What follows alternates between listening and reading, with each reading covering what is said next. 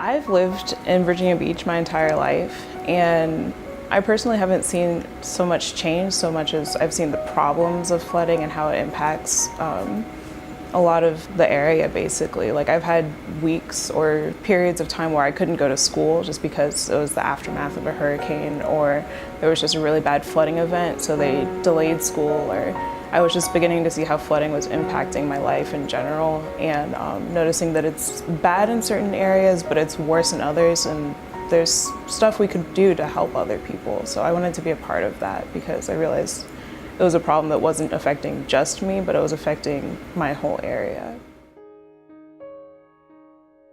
I'm a geology major. I'm interested in environmental conservation and restoration. I found it very interesting to see how private sector businesses and the city work together, because I wasn't as aware of that before. I kind of just thought the city did what it needed to do and then they employed people to do it. But it's really cool to see that there's this interaction and network of people that are really interested in making these changes and helping everybody. I don't know, I feel like it also opened up my eyes to saying I could also help people, not just having to be in the government. I could also do research, or I could, work from a different aspect and not just making policy as well.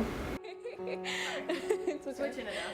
If I had never worked with Dr. Covey, I would say I probably never would have learned how many people are really engaged in the efforts to adapt to flooding and to help people that are concerned but not necessarily in power to be able to do what they'd like to do to see those changes in their community.